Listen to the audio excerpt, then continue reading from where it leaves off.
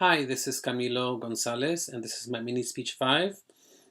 Today's mini speech is based around persuasion in public speaking, using the technique taught by Nancy Duarte and Chapter 16, Persuasive Speaking. Part of what we have to answer today is, or talk about, is the advantages and disadvantages from Duarte's perspective. And after reading the sample chapter from online, I kind of got the sense to where her main focus is on you connecting with the audience. She talks about preparing, but not in a sense of visual aids, PowerPoints, study your demographics, such as the chapter 16 says to prepare for your speech. So they do contradict each other in that sense. Part of what she focuses on, like I said, is connecting with the audience. She says to never blend in and stay noticed, meaning she wants you to stand out and not clash with the environment. Um, she says that an audience should never be asked to make a decision but based on an unclear opinion, um, or unclear options. So to me, that means that during your presentation, you're supposed to give the audience all the options and then have them choose for themselves.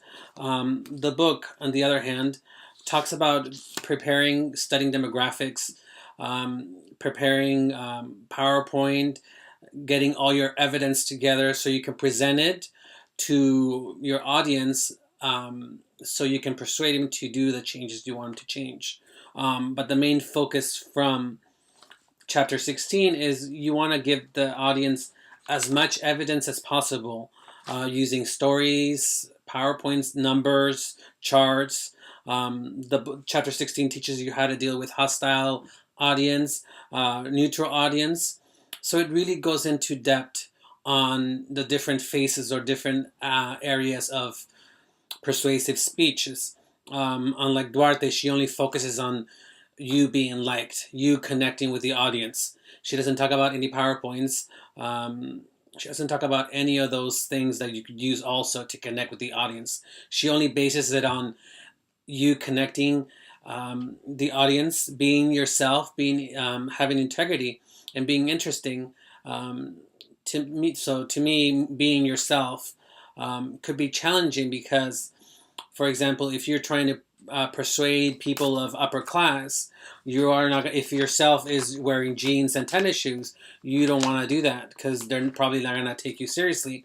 Um, Unlike other chapter 16 tells you, for you to gain the audience's trust, and for them to actually be willing to be persuaded by you, you have to be sort of dressing the part and look the part. Um, another thing that we have to do today is, um, it says, do you like Duarte's material on persuasion or the textbook? I like both, because I think you have to connect with the audience, but there's also other things that you have to take in consideration. You being able to persuade people is not truly just based on whether they like you or not. That is a big part, but it's not everything. You have to be willing to step out of your comfort zone, do PowerPoints, do show numbers. So it's a balance. It's not just about that one thing, which is you connecting with the audience and them liking you.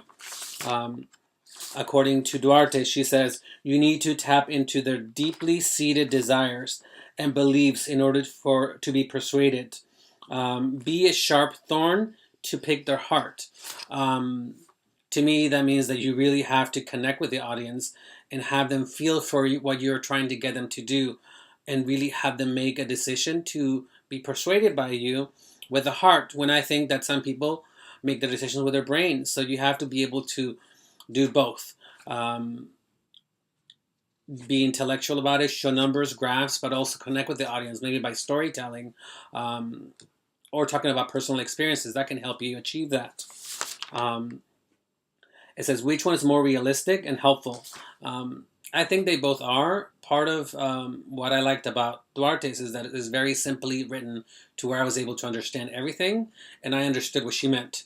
On chapter 16, it was more on the talk about the history. The language was a little harder for me to understand, but I was able to understand it. It took me a couple of times to actually understand everything they were trying to say during each of the chapters in the page, or the chapter in the pages. What would you keep from the textbook, and what would you get rid of? I would say from the textbook, I would try to simplify it in a way to where I could easily understand it better.